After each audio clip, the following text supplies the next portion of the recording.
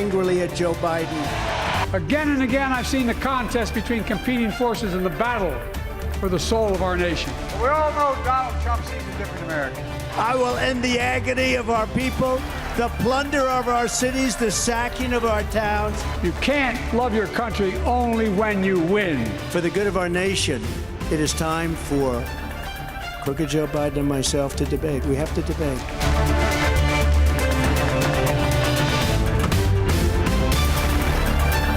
Buckle up for 2024. It is election night in Washington state. In minutes, we expect to see the first round of results from our presidential primary. President Joe Biden already the presumptive Democratic nominee. He released a statement tonight in part, quote, I am honored that the broad coalition of voters representing the rich diversity of the Democratic Party across the country have put their faith in me once again. Washington state could put former President Donald Trump over the top. That could happen within the hour. Thanks for joining us on this special edition of King 5 News at 8 o'clock. I'm Greg Copland. I'm Joyce Taylor. Good evening to all of you. We're going to break down those numbers as they start to arrive in real time in just a couple of minutes.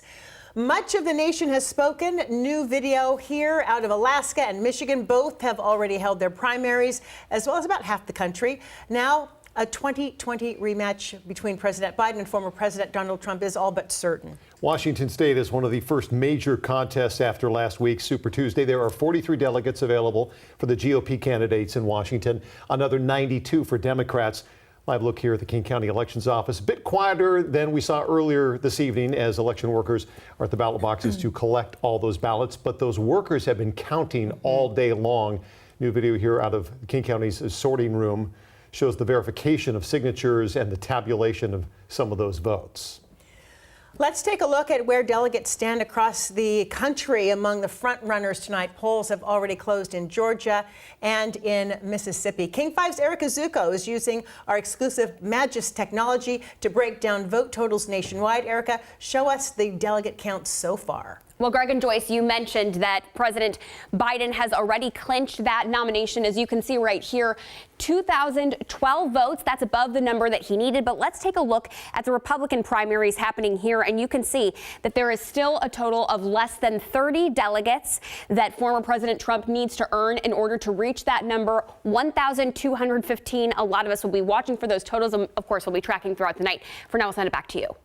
Okay, Erica, thank you. Hawaii is also holding its Republican presidential caucus tonight. Results are expected to arrive sometime around 11 o'clock tonight, our time. Don't have a firm time on that. If Donald Trump were not to win Georgia, Mississippi, and Washington state, he could still clinch with Hawaii's 19 available delegates. But again, our primary is his first big opportunity.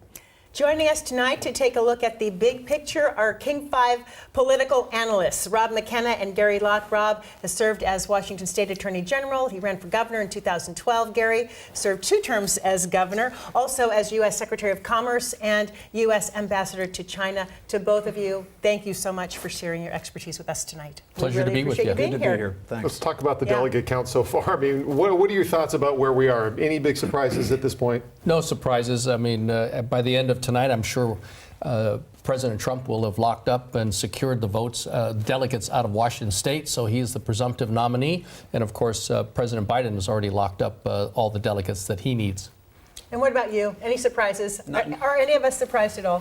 Is this really news? No. No. Look, the real question is whether or not Trump will pick up enough delegates here in Washington state, or whether Nikki Haley will get enough of the vote to prevent him from clinching the nomination tonight. If he doesn't clinch it tonight, he'll clinch it at another upcoming election. That's really the only suspense. The former president could clinch, as you said, tonight for the 3rd time. So what does he need to do to run a successful campaign from now moving forward in the months ahead, in your opinion? Well, he needs to expand his base if possible. He seems to be doing that with some voter groups. He's getting higher percentages of support from Hispanic voters, African-American voters, even young voters than anyone expected him to see at this point, particularly after what happened on January 6th. He needs to make the case that President Biden should not be returned to office. It's what I call overcoming the presumption of re-election that an incumbent always enjoys. You have to make the case as the challenger as to why the incumbent should not be returned to office. Look, this hasn't happened since 1892. That was the last time we had a face-off by two presidential candidates 2 times in a row, 1888, 1892. Wow. And, of course, Harrison lost in 1892 to Grover Cleveland. So we're in historic times here. But there's a wild card that we should probably talk about at some point this evening, which is RFK Jr. Yeah. His polling number suggests he's taking away voters from Biden and Trump. That's not surprising, considering their unfavorability numbers are very high in both cases. It'll be interesting to see how many he takes away and where this goes. I don't think it's any surprise that we're at this point. I think all of the country is like, okay, we all know it's gotten down to this. The question is kind of what happens next. Well, you've got two, older presidents that with a variety of health issues that could come up, you don't know. And then you've got some legal trouble you've got to talk about. And the question is that helping or is that hurting former President Trump at this point, Gary? Well, I think it will affect, depending on what he says, between now and the trials and what happens during the trials and what the verdicts might be. It may have an effect on the independents because the elections are really won and lost among the moderate independents. I mean, the hardcore Democrats will only vote for a Democratic candidate, and the same thing with the Republicans. But there's a group in the middle who will, vote for different candidates based on the issues, the qualities of the candidates, and what the candidates are doing. So who knows what's going to happen between now and the conventions or even after the conventions and what the rules of each of the parties are in case something were to happen to each of their nominees. Can we talk about that group in the middle, though, that you're referencing? Is it smaller or bigger than we expect it to be? I mean, do you think that group in the middle, looking at the president's, former president's legal issues, is bigger than we expect it to be? I think it is, but you also have a group that are even more firmly committed to former President Trump than ever before. And then you have, whether it's young people who are concerned about President Biden's handling or response to what's happening on Gaza and just economic issues or even climate change. Closer to home, what will the impact of Donald Trump's candidacy be on, for instance, Dave Reichert, who's running for governor? How will he position himself with respect to the voters and how they feel about Donald Trump? Because the state is solidly Democratic, but still you have that moderate group. And Dave Reichert is within striking range of the presumptive Democratic nominee for governor, Attorney General Ferguson. And the same thing with the congressional district down in Clark County and southwestern Washington. How will she, Rosencamp Perez, be able to attract some of those people, normally Republicans, who are turned off by the far-right candidate and his allegiance to Donald Trump? I want to interject here because we just got word that former President Trump just got the 31 delegates he needed here to secure the nomination. So, okay, they are both the presumptive nominees of their party, right back to where we thought we'd be at this point. Do you want to dovetail kind of what he said? And maybe along with that, I had a thought while Gary was talking, and Joyce mentioned the size of that moderate base. Even if you're in the moderate base, who do you go to? You don't have that moderate person anymore. So you've got either right or the left, and kind of everybody divides the center, divides there and goes their side. That's a really good point. And one way we're going to see that play out is in voter turnout. When both leading candidates are this unpopular, a certain number of people just aren't going to vote at all, or they're going to write in their grandmother for president or something else. Right. This is going to affect turnout. President Obama won in 2008 because he mobilized low-propensity voters in unseen numbers until then, numbers that Hillary Clinton was unable to replicate in 2016 when Donald Trump mobilized low-propensity voters, rural voters, non-college educated voters, people who were undecided not for whom they were going to vote. They were undecided whether to vote in September of 2016, and he got them to vote. So voter turnout is absolutely crucial. The other issue, in addition to President Trump being a big factor here in our state and elsewhere, is abortion. Every Democrat I know who's running for election this year wants to talk about abortion, abortion, abortion. It's a good issue for them when it comes to pulling over independent voters, women voters, maybe moderate Republican women voters as well. And now they've got the IVF decision in Alabama that they can point to. They've got arguments about contraception they can point to. So that's a big issue. On President Biden's side, the border is turning out to be a much bigger issue than he probably thought it was going to be. Or hoped it would be. Or hoped it would be. And so how big is the border issue? I read on the State of the Union, the night of the State of the Union, polling indicated that only 12% of voters said abortion was their number one issue. That shocked me. I thought it would be higher. I don't know what the percentages who say the border is the number one issue, but it is the number one issue overall among all issues. All of this is going to play out over the next 8 months. So where are we going to be then? We're going to hold you there for a second. I want to come back to some of these issues, and I want to talk about whether democracy also is on the ballot. But first, we want to get to Erica Zucco, who's looking at some of the numbers as they come in. Erica? Right. I know you both just announced that former President Trump has clinched that nomination, but we want to show you some of the percentages. As you see right here, any county that is in green, that means that we already have the results in at this point in time. And from those totals right there, you can see that Trump secured 67.9% of the vote so far. Let's look at a couple counties here. If we zero in on King County specifically, he's taking 61.4% of the vote. If we want to go up to Whatcom, you can see that margin much wider, 75.7% of the vote. Now let's take a look at how President Biden is faring at this point in time. You can see here, this is for just Whatcom County, 84.1% of the vote there. And then if we take a look at King County, 85.2% of the vote. And then if we want to take a look at all of Washington so far, 85.1%. Now, none of this changes anything necessarily, but it gives us a look at what the counties are deciding. We'll continue tracking these totals throughout the evening. Back to you. So let's talk about, we're going to come back to some of these other issues, including whether democracy on the ballot. But when you look at the uncommitted vote for Biden, and you look at what happened coming out of Michigan, where they're going to actually send delegates to the National Convention because of the 100,000 people who voted uncommitted. Could something like that happen in Washington? And how significant is it? Because this is around the issue of the Israel-Hamas war and what has happened to more than 30,000 Palestinians now. I don't know what the Democratic Party's current rules are for sending delegates based on an uncommitted vote. I don't know if you happen to know what they are, Gary, but 10% uncommitted is a significant percentage here in Washington State, to be sure. Yeah. What does it say? What does that say to you? And should the president be concerned about that? And should Democratic candidates down ballot going into the general election be concerned? Well, obviously, it's going to play a factor in the final election November among the independents and the people who are marginally Democrats or marginally Republicans.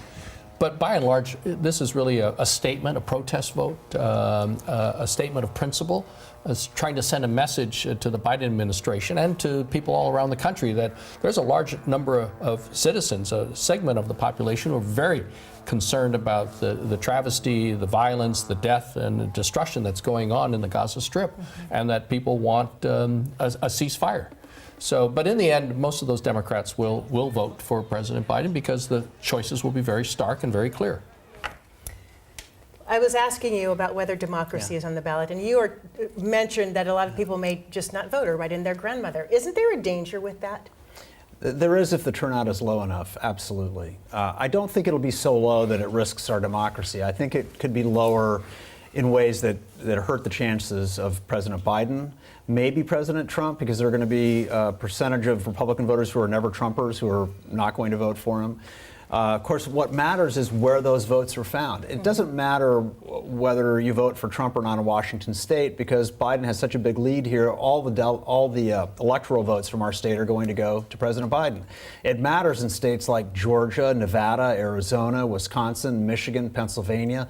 That's where it matters. Those battleground states are going to determine this election once again because of the effect of the Electoral College. But don't you think, given how close the past two elections have been, that would spur voters to get out there and take part? And if it does that, who's going to get the edge there?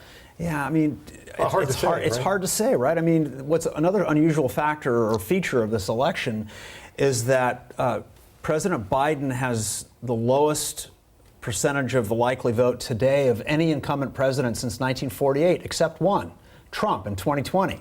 I mean, we're just in these very unusual times that with high unfavorability numbers for both the incumbent president and the former president who's challenging him.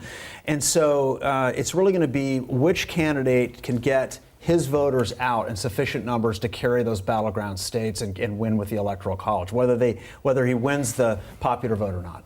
And again, so many months between now and November. Exactly. Long way to go. Anything can happen. How important will young voters be in this election?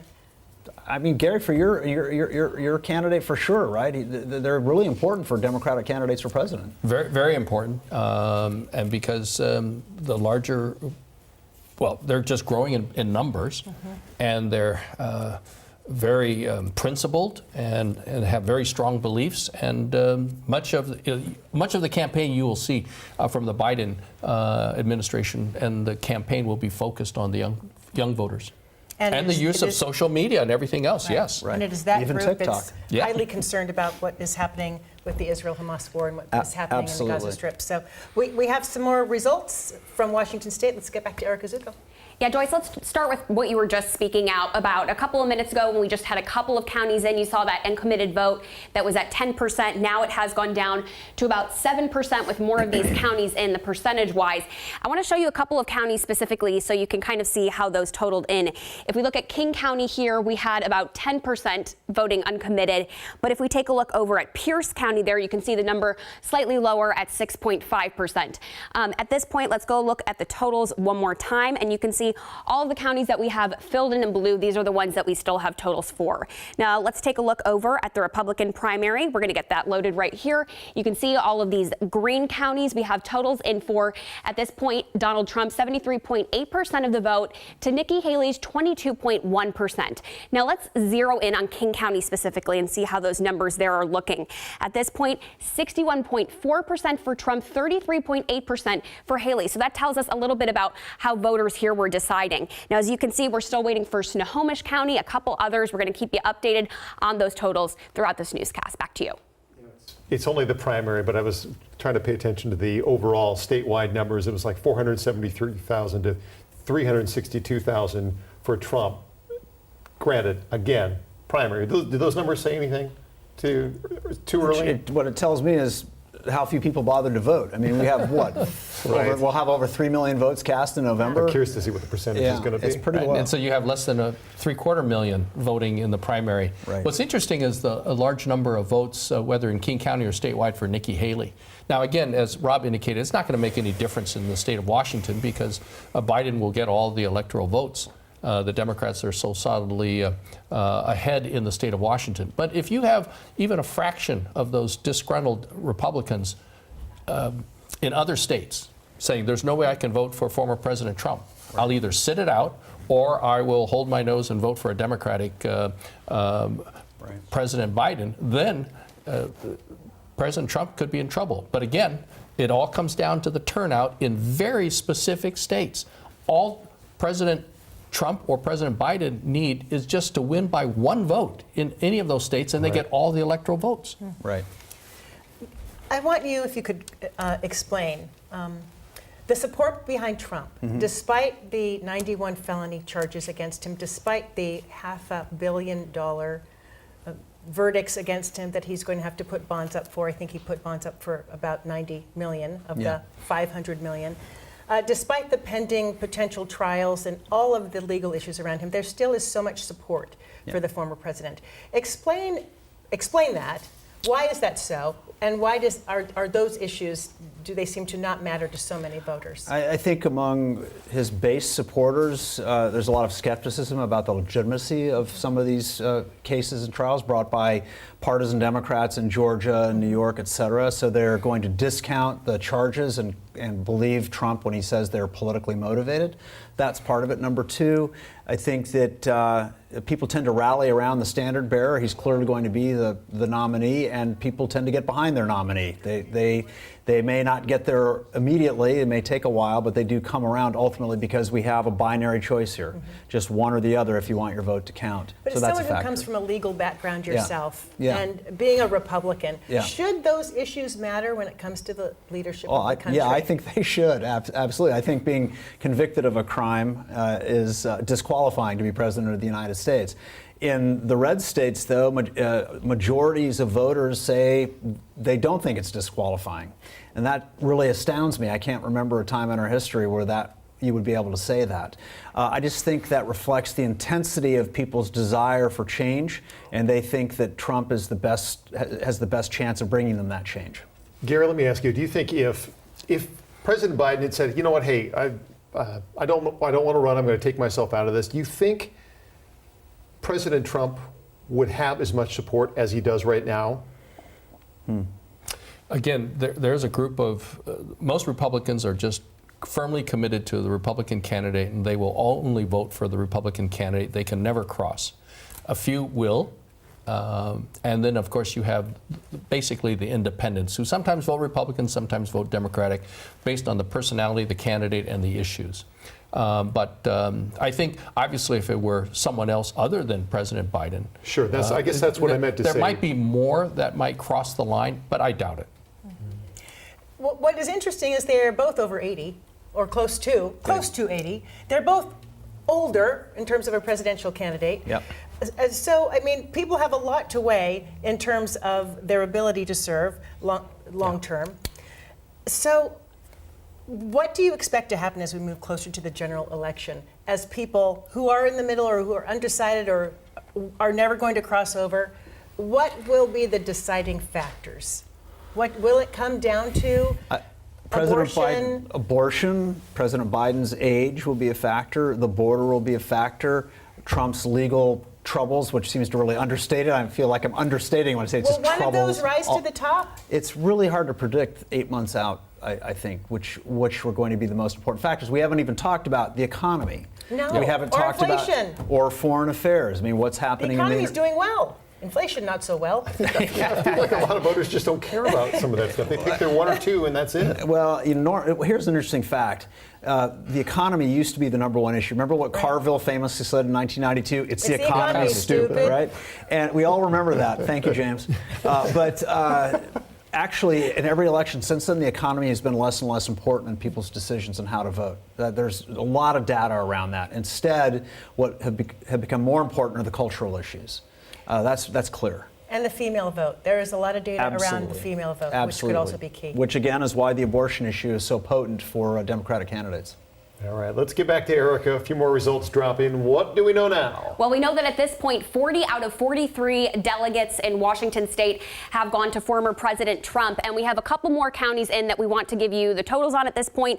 I know we've talked a lot about King County. We've talked a little bit about Pierce County. Let's take a look at Kitsap and Mason counties here and see what some of those totals looked like. You can see Kitsap County, Nikki Haley, 25.8% of the vote. That was far less than we saw in King County. Over in Mason, take a look here. You can see Trump taking in 74.3% of the vote to Nikki Haley's 21.5%.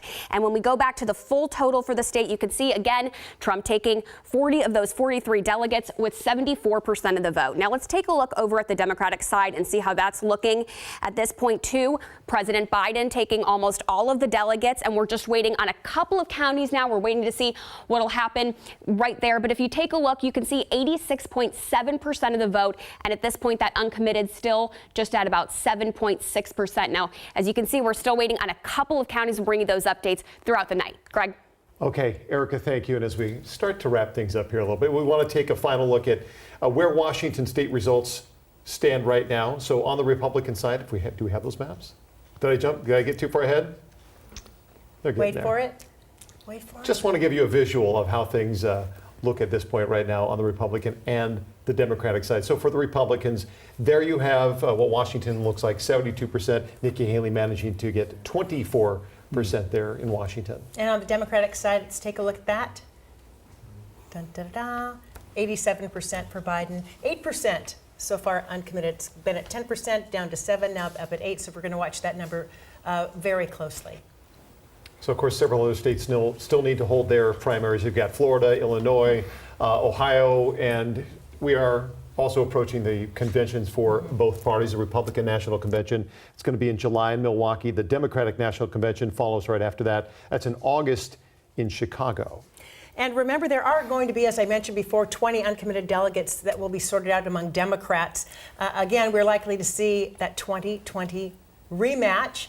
President Biden, of course, already winning the Democratic nomination, and also President Trump as well.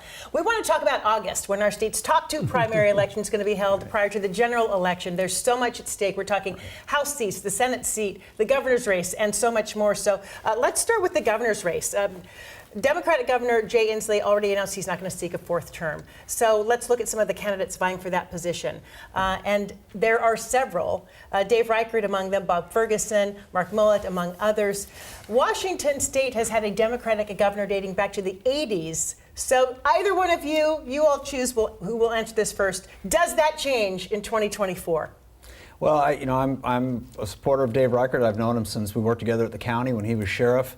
I think he's a very competitive candidate. He's facing some headwinds here with Trump being on the ballot. Look, it's a challenge, I can tell you, to run as a Republican in Washington when the president's on the ballot. From experience. Yes, I can tell you for sure. But look, Dave is a credible candidate. He's one of the few Republicans I can think of who will be able to hold the Trump supporter votes and regular Republicans as well, non-Trump supporting Republicans as well. Remember, he left Congress because he didn't like Trump and what was happening. He just said, I'm done with this. Right. So Bob Ferguson will try to tag him as a Trump Republican, but he's not. So that's an advantage for him. Other headwind he faces, of course, is abortion. Dave is a pro-life person individually, but as he says, he spent most of his career in law enforcement upholding the law, and as governor, he will uphold our laws that allow a woman to choose in Washington state. Bob Ferguson's a very smart politician. He's had 12 active years as Attorney General and made the most of them.